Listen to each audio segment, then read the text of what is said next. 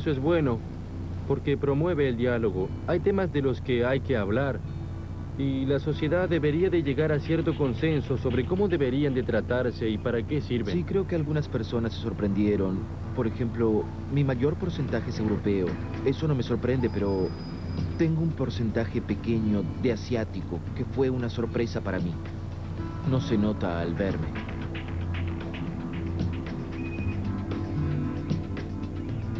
Parece que con los Ames finalmente empezamos a entender la base genética de la variedad humana.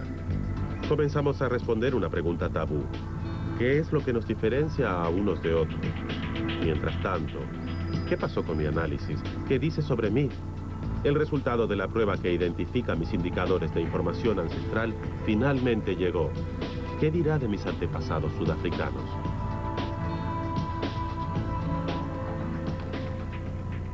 Básicamente eres europeo. Lo que vemos aquí es que, según el patrón, tienes un 4% de origen indio americano, pero eso está dentro de los márgenes de error, así que eres principalmente europeo. Soy europeo. Sí. ¿Quién iba a decirlo? Hasta donde yo sé, soy la primera persona en mi familia que se estableció en el Nuevo Mundo. Y claro, es lo que nosotros sabemos. Aunque es algo que realmente no sabemos muy bien, como lo señalaste. Si piensas en generaciones anteriores, ¿qué ¿Quién lo sabes sabe? sobre Claro. tus tatarabuelos? Y son solo 4 generaciones atrás, por lo que hay muchos errores en lo que sabemos sobre nuestros ancestros. Estoy sorprendido, no por descubrir que soy fundamentalmente europeo, sino porque creí que habría alguna influencia africana. Y, de hecho, me desilusiona que no la haya. El negro y el blanco ya no describen nada que sea real. Podemos hallar un 20% de afroamericanos. Bien, cerca del 5% de ellos son mayormente europeos. Así que si la media trazaba alguna línea divisoria, podemos decir que ya no lo hace.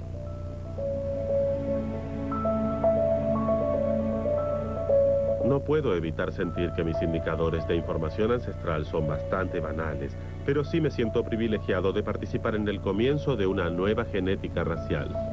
Lo fundamental en el trabajo de Mark Schreiber es que, a diferencia de los científicos en el pasado, él usa los Ames para identificar la variedad racial sin hacer ningún juicio de valor. Lo notable de las razas, y es una de las cosas que hace que sea tan difícil hablar de ello, es que, debido a su historia tan problemática, su historia desafortunada, su historia viciosa, los genetistas hicieron todo lo posible en los últimos 40 años para negar que existe. Nos dicen que somos una especie, y eso es cierto. Una que evolucionó hace poco, y eso es cierto. Casi todas las variantes genéticas en el mundo se ubican dentro de las poblaciones del hombre moderno, y eso también es cierto. Nos dicen que no hay razas, que no hay razas. ¿Y eso es cierto? En medio de toda esta variedad de color en nuestra piel, de cabello en nuestros cuerpos y de forma en nuestros cráneos, seguimos definiéndonos por nuestro aspecto.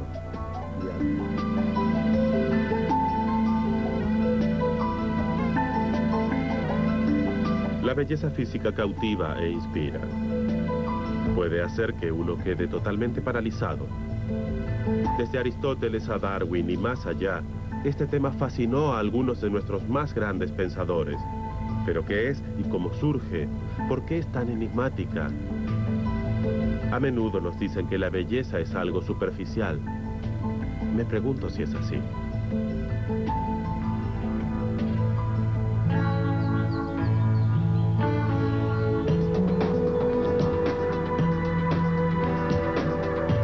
Muchos pensadores del siglo XVIII sostenían que la belleza humana no era solo una cuestión de gusto personal, sino un patrón universal.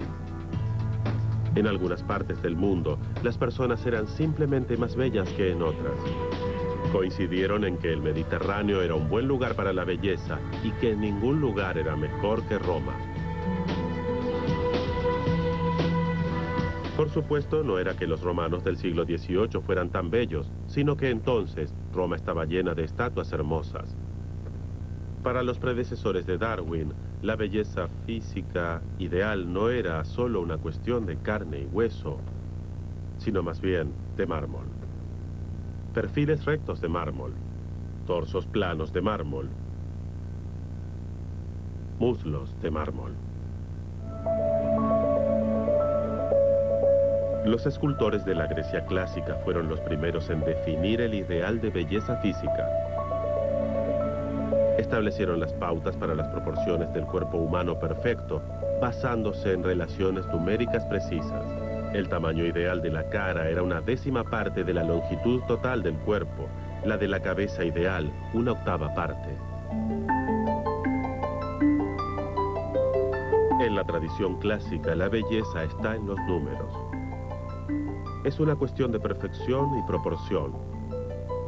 Las relaciones sutiles de una parte del cuerpo con otra. Podríamos acortar un poco el puño, ¿no crees? Sí. Pero en el siglo XIX, Darwin tenía otra teoría. Para él, los parámetros de belleza variaban según la persona y cada raza prefería a la propia. Buscamos la belleza cuando elegimos a nuestra pareja y en nuestra elección es simplemente una cuestión de gusto, arbitraria. ¿Pero la belleza es tan arbitraria como Darwin creía? Irónicamente, fue el primo de Darwin, Francis Galton, quien desafió esta idea, y lo hizo por accidente. Galton buscó el rostro esencial del mal. Lo hizo superponiendo fotos de criminales. Para su sorpresa, el montaje de las caras criminales era más atractivo que cualquiera de las caras por separado.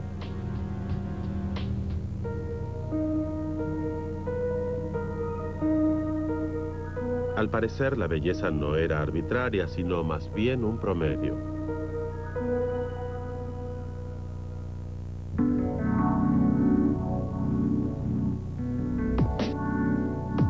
Aquí, en la Universidad de San Andrés, en Escocia, David Feinberg usa una computadora para llevar las experiencias de Galton un paso más adelante. Tomamos el rostro de Armand y un rostro promedio, la media entre unas 50 caras de hombres, y lo que hicimos fue medir la diferencia entre él y el hombre promedio. Y lo que podemos hacer es acercar los rasgos de Armand a los de la cara promedio y luego acentuar las diferencias entre Armand y la cara promedio en la dirección opuesta. Y el resultado es un Armand más peculiar que destaca sus características más personales. Cuando produces un rostro promedio generalmente resulta más atractivo, pero cuando lo haces más peculiar o más diferente del rostro promedio se vuelve menos atractivo.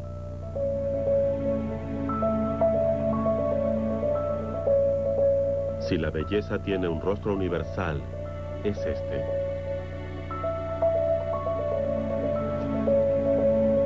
Al menos según la opinión de la revista Newsweek.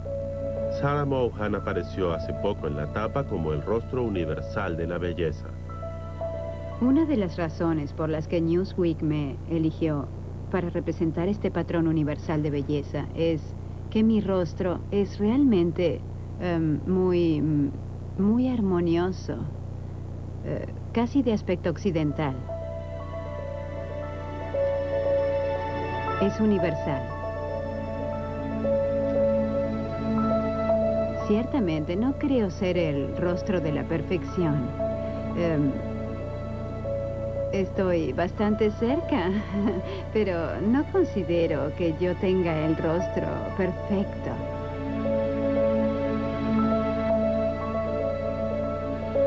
Más allá de las objeciones de Sarah, hay algo cierto en la tradición clásica de que la belleza está en la geometría. Parece que nos dirigimos a una definición científica de la belleza, y los genes tienen la clave. Mi ascendencia afectó mi apariencia en muchas áreas diferentes y muchos niveles. Soy mitad punjabí, la otra mitad francesa e irlandesa. Mi nariz es de tipo materno y mis labios paterno. Veo a mis primos y mis ojos son similares a los suyos, pero la nariz es diferente. Quizás sea cierta la creencia popular de que los individuos de razas mezcladas son particularmente atractivos. ¿Pero por qué?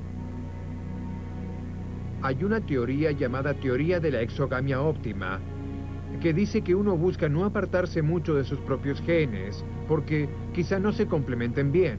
Sin embargo, tampoco buscamos la endogamia, porque es peligrosa. Uno prefiere un término medio para obtener la mejor composición genética. Por eso a veces el individuo de una mezcla de razas puede tener un perfil genético más fuerte, porque se mezcló lo mejor de ambos mundos. Los biólogos de la evolución mostraron que la endogamia puede reducir el atractivo. Por ejemplo, cuando los gapis se aparean entre sí, se opacan los colores bellos de la cola que los machos usan para atraer pareja. Esto se debe a que la endogamia produce mutaciones que de otra manera jamás se hubieran revelado. Eso pasa con los gapis, pero ¿qué pasa con los humanos? Quizás las diferencias en nuestras cargas genéticas nos hacen más o menos atractivos.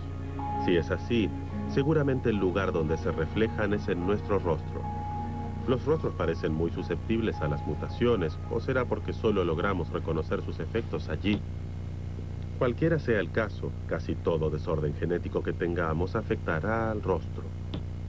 La acondroplasia es un ejemplo. Aunque solemos pensar en ella como una clase de enanismo, no hay dudas de que las personas con acondroplasia podrían reconocerse de inmediato, aunque tuvieran tamaño normal. Nariz aplanada y abultamiento de la frente caracterizan este desorden y son inconfundibles.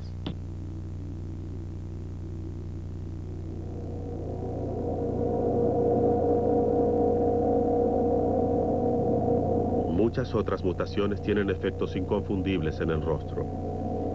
Aquí está mi rostro alterado por acondroplasia, hipertelorismo y una de las formas benignas del síndrome de Coffin-Learning.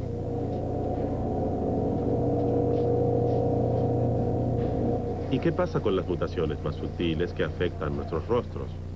Las que nos dan dientes desaliñados, orejas asimétricas o narices poco elegantes, pero que fuera de eso no presentan ninguna falla. Quizás cuando buscamos la belleza en el otro, buscamos así la ausencia de estas mutaciones.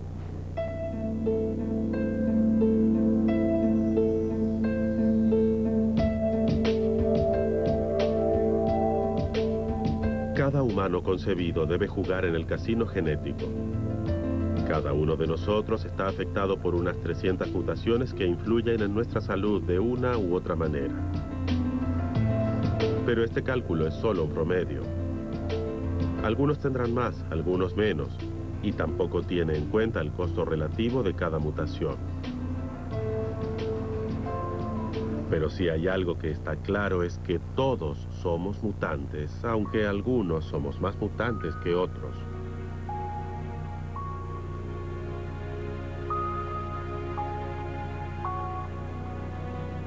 ¿Qué es lo que hace que la belleza física sea tan maravillosa?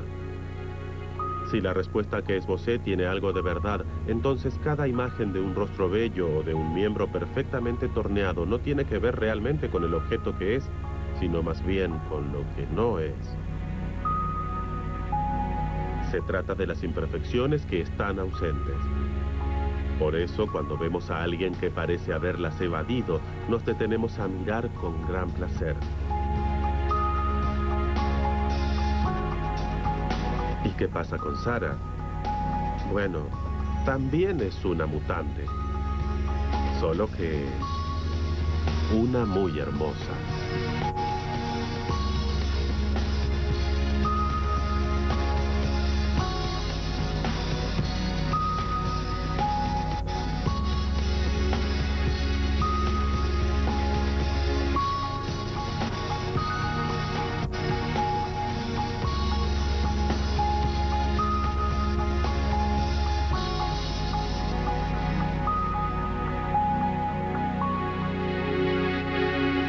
La arena y el sexo.